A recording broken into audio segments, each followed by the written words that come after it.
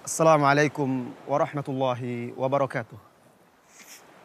Alhamdulillah rabbil alamin. Wassalatu wassalamu ala sayyidil anbiya'i wal mursalin. Wa ala alihi wa ashabihi ajmain, amma ba'du. Saudaraku, ketika Anda berlayar di lautan dengan sebuah kapal bersama orang banyak, Anda mendapatkan tempat di bagian atas kapal tersebut.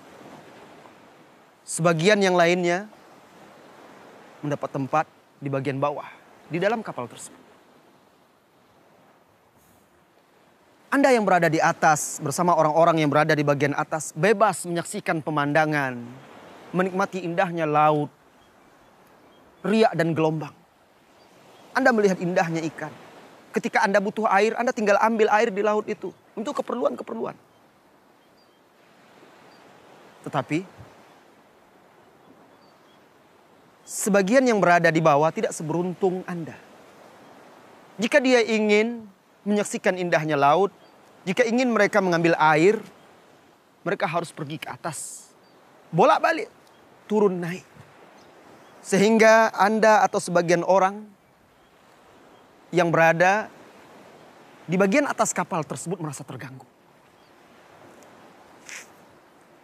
Dan orang-orang yang di bawah itu pun merasa tidak enak karena mengganggu orang-orang lain yang berada di atas kapal tersebut. Karena mereka harus bolak-balik, turun naik ke bagian atas untuk mengambil air. Akhirnya mereka punya ide. Untuk apa? Mereka punya ide untuk melobangi bagian bawah kapal tersebut sehingga mudah untuk mengambil air.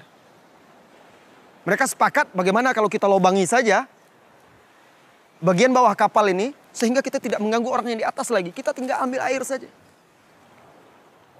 Anda dan orang-orang yang di atas tahu bahwa mereka akan melobangi kapal itu sedangkan kapal sedang berlayar di tengah samudra. Saudaraku, kalau dibiarkan ini berbahaya. Kalau dibiarkan mereka melobangi dasar kapal tersebut, kapal air akan masuk dan bisa membahayakan tenggelam. Semua orang akan tenggelam. Anda tahu itu. Dan yang lain yang di atas tahu. Apa yang Anda lakukan dalam kondisi seperti itu? Apakah Anda berpangku tangan, diam saja, tidak peduli dengan kondisi tersebut? Biarlah akhirnya Anda tenggelam bersama yang lainnya. Ataukah Anda mengajak yang lain-lainnya, mari kita cegah. Jangan sampai teman-teman kita itu melobangi kapal ini. Itu berbahaya, membahayakan dirinya, membahayakan kita semuanya. Mari kita cegah, kita halangi. Barangkali itu yang merupakan pilihan Anda. Saudaraku, ini adalah perumpamaan yang diberikan oleh Rasulullah SAW dalam kehidupan kita ketika beramar ma'ruf nahi munkar.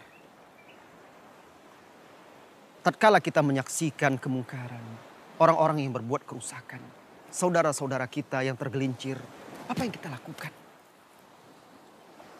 Apakah kita biarkan dia, perahu kita ini dan kita semuanya tenggelam? Tidak. Kita akan berusaha menyelamatkan diri kita, mereka, dan kapal ini agar terus berlayar sehingga akhirnya sampai di tepian impian, di pantai impian. Nah, Rasulullah SAW memberikan perumpamaan di dalam hadis yang diriwayatkan oleh Al-Imam Al-Bukhari, Ahmad dan At-Tirmidzi. Mathalul qa'im ala hududillah wal waqi'i fiha kamathali qaumin istahammu ala safinah.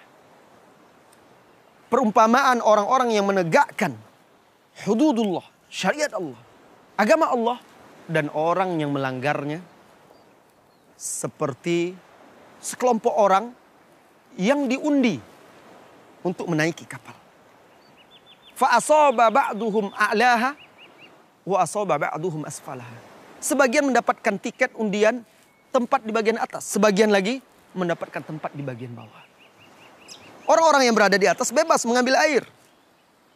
Sedangkan yang berada di bawah izastaqau ma'an. Apabila mereka butuh air, mengambil air, marru ala man fawqahum wa adahum. Mereka akan naik ke atas melewati orang-orang yang di atas dan mengganggu serta mengusik mereka. Kemudian mereka sepakat, kata Rasulullah SAW, untuk melobangi kapal itu. Apa kata Rasulullah SAW?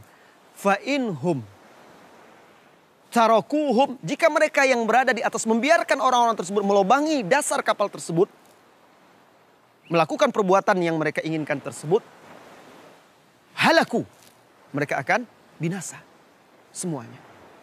Wa in akhadhu bi aidihim najau wa najaman ma'ahum. Jika dia raih tangan orang itu, dia tuntun, dia bimbing dengan cara yang baik. Lihat, kata Rasulullah, dia raih tangan itu.